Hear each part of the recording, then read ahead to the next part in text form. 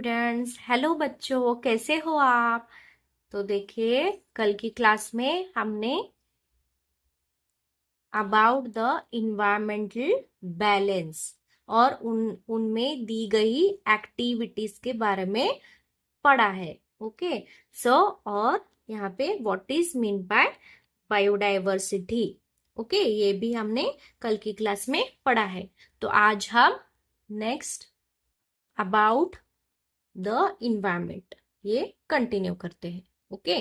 सो देखिए, the environment, the surroundings and the conditions in those surroundings which affect the life of the organisms there are together known as their environment. Okay.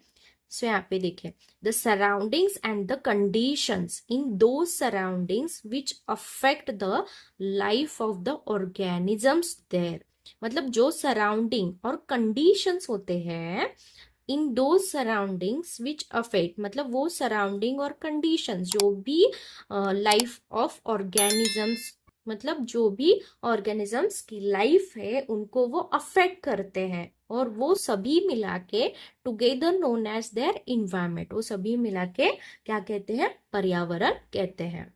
Okay. सो और एक बार सुनिए।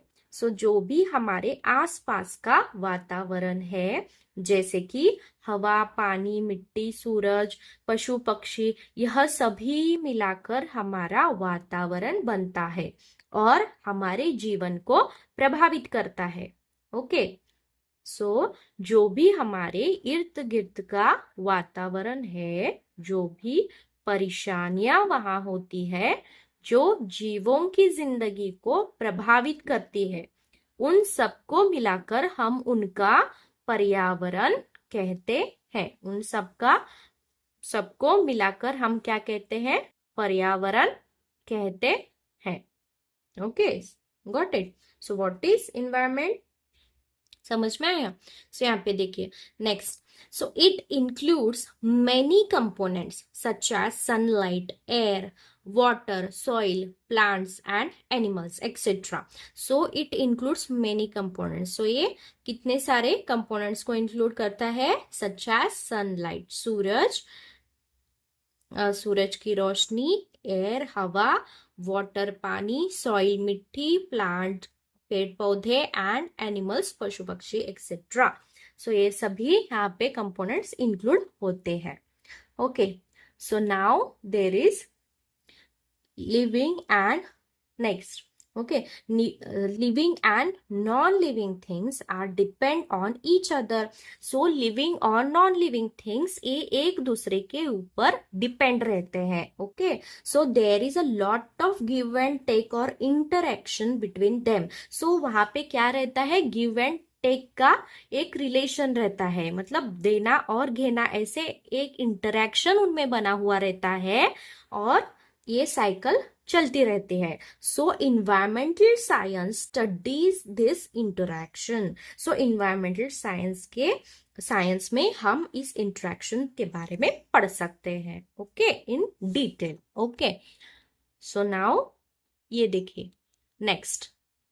ये देखिए, look at the pictures of the living and non living things shown below. यहाँ पे एक pictures दिए गए हैं जहाँ पे living and non living things आपको दिए गए हैं। सो discuss the mutual relationship between this various factors of the environment. So discuss the mutual relationship, मतलब इन सभी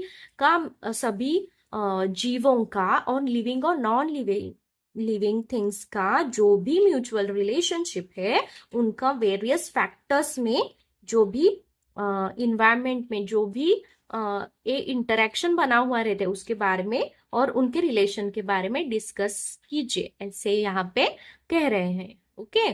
सो यहाँ पे देखिए कौन कौन से आपको दिख रहे हैं, यहाँ पे क्या क्या दिख रहा है। पहले हम लिविंग थिंग्स देखेंगे। So which are the living things here?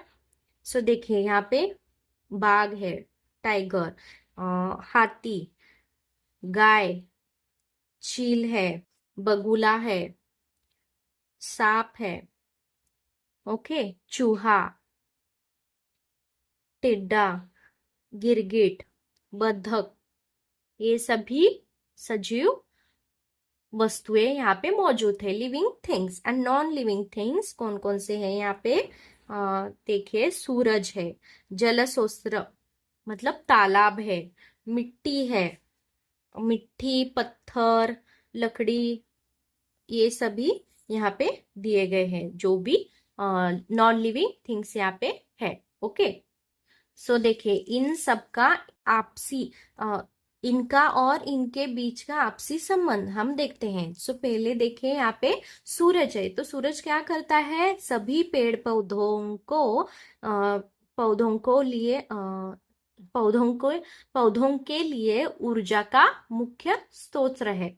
तो पौधे सूरज की रोशनी से भोजन बनाते हैं, मतलब फोटोसिंथेसिस। मतलब सूरज की रोशनी से ही पेड़ पौधे अपना भोजन बनाते हैं, उसे क्या कहते हैं? फोटोसिंथेसिस। सो पौधों को खाने वाले जो जीव है वो कौन कौन से हैं? गाय है, हाथी है। ओके, सो गाय, हाथी, टिड्डा आदि अप्रत्यक्ष रूप से सूर्य पर निर्भर होते हैं। अप्रत्यक्ष रूप से वो क्या होते हैं? सूर्य पर निर्भर होते हैं। So there is provides energy to the plants, that is grass and trees, which are food for the herbivores like the cow, elephant and grasshopper. Got it? That is indirectly the plants depends on sun. Okay, that is अप्रत्यक्ष रूप से वो सूरज पर निर्भर होते हैं। Okay, सो यहाँ पे देखिए, नेक्स्ट देर इज जल।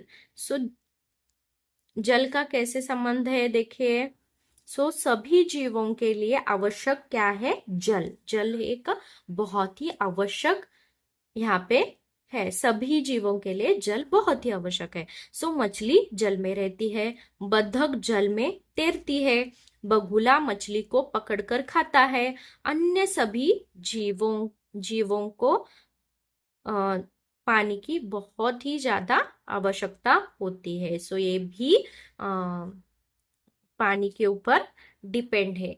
ओके, सो ये हम क्या बता रहे हैं? लिविंग और नॉन लिविंग थिंग्स के बीच में का आपको रिलेशन बता रहे। तो कैसे लिविंग थिंग्स ये नॉन लिविंग थिंग्स के ऊपर डिपेंड है। ओके, सो यहाँ पे आपने देखा सूरज और जल। जल में क्या क्या रहता है? मतलब मछली जल में रहती है, बतख जल में तैरती है, बगुला मछली को पकड़कर खाता है, अन्य सभी जीव भी पानी पीते हैं। सो ये इंटरेक्शन समझ में आया? ओके, सो अभी देखिए, सॉइल, मिट्टी।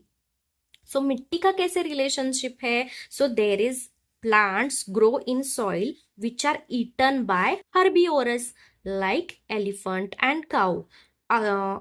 that is, soil also supports life indirectly. Soil भी supports life indirectly. Got it?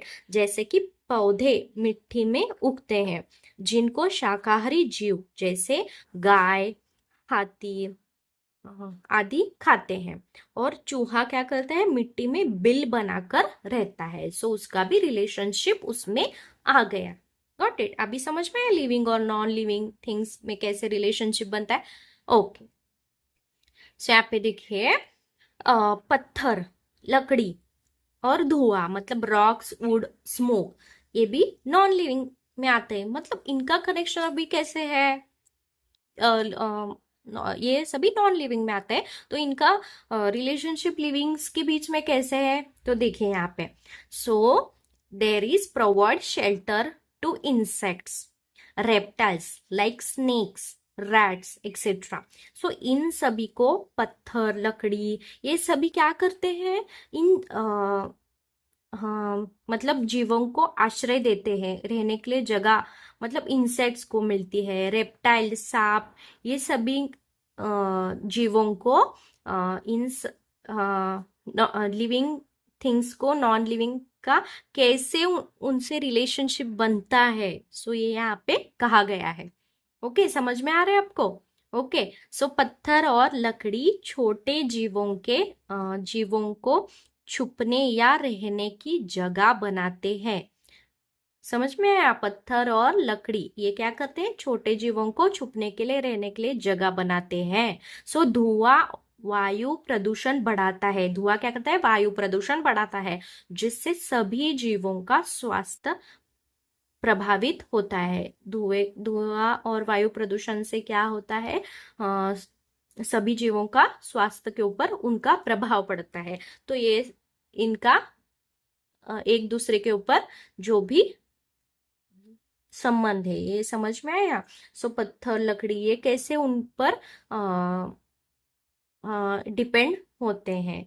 सो सभी जो भी इंसेक्ट्स है, रेप्टाइल्स है, उनको यहाँ पे मदद होती है। पत्थर लकड़ी ये सभी उनको शेल्टर, आश्रय देते हैं। सो ये सभी क्या हो गया, लिविंग और नॉन लिविंग के बीच में एक म्यूचुअल रिलेशनशिप क्रिएट हुआ। ओके, सो अभी देखिए, अभी लिविंग और नॉन लिविंग का आपने म्यूचुअल रिलेशन आपको समझ में आया। सूरज के बीच क्या क्या है, मतलब इंटरेक्शन कैसे होता है, जल के बीच में, सॉइल के बीच में, पत्थर लकड़ी ये सभी इनका रिलेशनशिप कैसे होगा, समझ में आया। ओके, सो अभी देखते हैं जीव के बीच में संबंध, मतलब ये इसमें नहीं दिया गया है, मैं एक एक्स्ट्रा पॉइंट आपको बता रही हूँ। जीवों के बीच में संबंध मतलब लिविंग और लिविंग रिलेशन, मतलब लिविंग और लिविंग में भी एक रिलेशन है, मैं एक एक्स्ट्रा पॉइंट आपको बता रही हूँ, तो गौर से सुनिए। देखिए, सो बाघ जैसे मांसाहारी जीव शाकाहारी जीव का शिकार करते हैं। सो बाघ जो है वो क्या करते हैं, बाघ जैसे मांसाहारी जीव शाकाहारी जीवों का शिकार करते हैं। That is living living relationship, ये भी एक ऐसे भी संबंध बनता है। ओके, सो यहाँ पे देखिए, चील और सांप छोटे जीवों को खाते हैं, जैसे चूहा, मछली आदि प्राणियों को खाते हैं। सब बगुला पानी से मछली पकड़कर खाता है। बगुला क्या करता है, पानी से मछली पकड़कर खाता है। सो गिरगिट क्या करता है, छोटे कीड़े टिड्डे इन सभी को खाता है। मतलब ये लिविंग लिविंग का एक रिलेशनशिप है। सो देखिए, ये समझ में आया कैसे कैसे एक दूसरे का रिलेशनशिप है।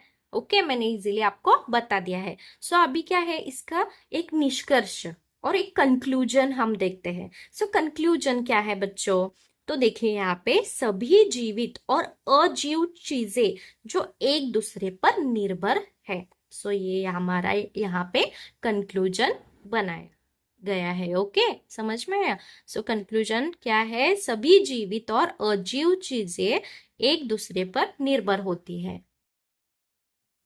तो कैसे निर्भर होती है, देखिए, अगर इनमें से किसी एक घटक में भी बदलाव आता है तो पूरे पर्यावरण पर असर पड़ता है।